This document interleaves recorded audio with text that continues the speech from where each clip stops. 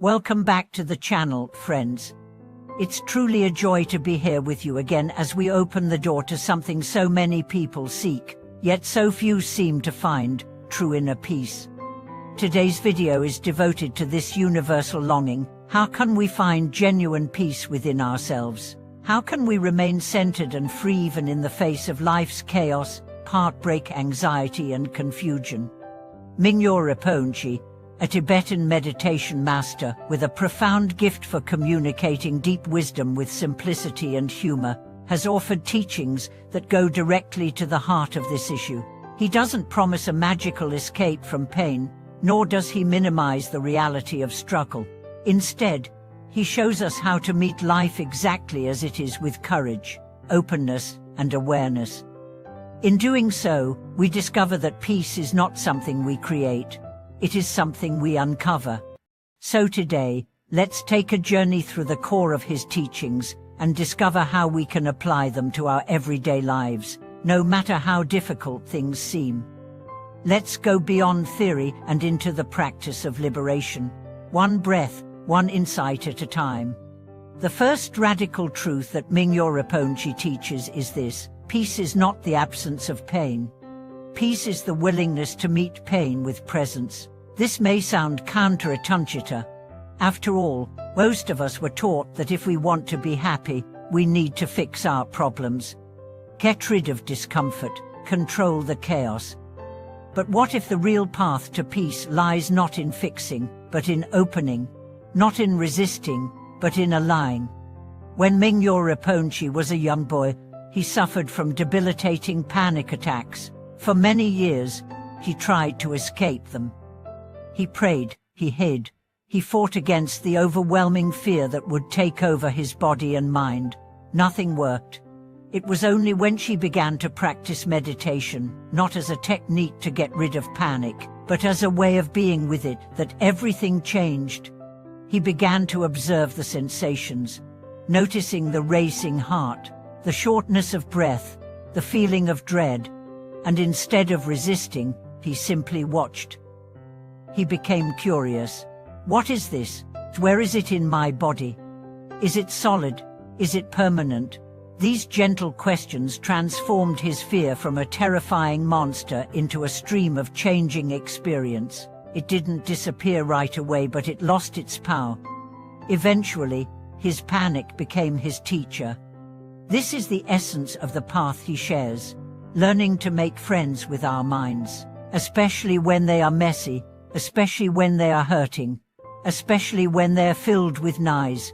One of the most powerful things he says is this: the more you try to get rid of pain, the more it controls you. But when you allow it, welcome it, get curious about it, it becomes part of your path. So let's talk about how to do that. How to actually welcome discomfort instead of fearing it. The first step is mindfulness, but not as a dry technique. Mindfulness, in Mingyur Rinpoche's teaching, is joyful awareness. It is the loving presence that watches everything without judgment, without commentary, without needing anything to change. Try this right now. Whatever you're feeling, name it gently. Maybe sadness, maybe irritation, maybe hope, maybe numbness. Name it. Now ask, where do I feel it? Is it in your chest, your throat, your stomach? Bring your attention there, not to change it, but to meet it. Let it know, you are allowed to be here. Feel that shift. That's peace. Not because the emotion is gone, but because you're no longer fighting. This is the second step: compassion. Not just for others, but for yourself. Most of us are incredibly hard on ourselves. We judge our emotions. We criticize our reactions. We compare our journey to others. But real inner peace begins when we offer ourselves the same kindness we would offer a dear friend. When the mind says, "You're not good enough," we respond with, "Sweetheart, I hear you, but I don't believe you." That's love in action. The third step is understanding the nature of the mind. Mingyur Rinpoche teaches that the mind is like the sky, vast, open, unshakable. Emotions are like clouds. They come, they go, they never damage the sky. When we meditate, we are not trying to create peace. We are recognizing that peace is already here beneath the clouds. The more we practice, the more we live from that space. Imagine a storm, lightning, thunder, wind. Now imagine being in a plane, above the clouds. The sky's calm, the sun is shining. That's your true nature. When we rest in awareness, we rise above the storm, not to escape, but to gain perspective. From there, even the storm becomes beautiful. But of course, it takes time. Which brings us to the fourth step, patience. In one of his retreats, Rinpoche said, "Most people meditate like they're trying to microwave enlightenment. We want results, fast. But peace grows like a tree, not like an app. It needs nourishment, repetition, seasons of silence. If we stick with it, something extraordinary happens, not dramatic, but profound.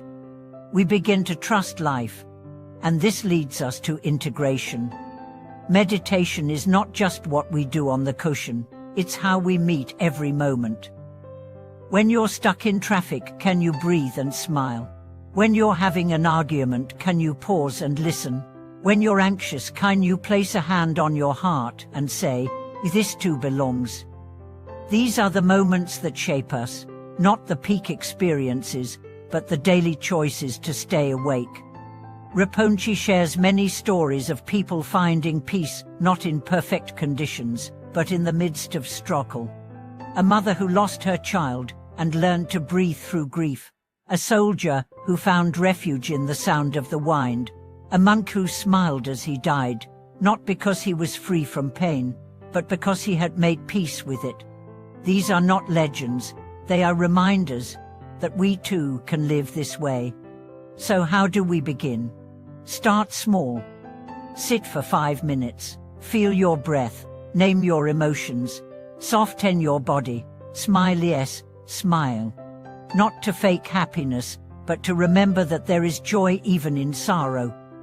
Do this every day, not as a duty, but as a gift. And when you fall off the path, which you will begin again, every breath is a beginning. Every moment is a return. You don't have to wait until your life is perfect to find peace. You don't have to be enlightened. You just have to be present. That's the doorway. Mingyur Rinpoche often ends his teachings with this gentle encouragement: don't be a great meditator, be a happy meditator. That joy doesn't come from escaping life, it comes from embracing it. All of it. Thank you so much for watching this video. If Mingyur Rinpoche's teachings have touched your heart, or if you found ways to meet your own struggles with peace, please share your experience in the comments below. Your journey matters. Your voice can light the way for others. Please like this video, subscribe to the channel, and share it with anyone who might be searching for peace in a painful world. Let's walk together with courage, with compassion, and with the quiet knowing that peace is always within reach. Until next time, stay grounded, stay gentle, and keep discovering the stillness inside you.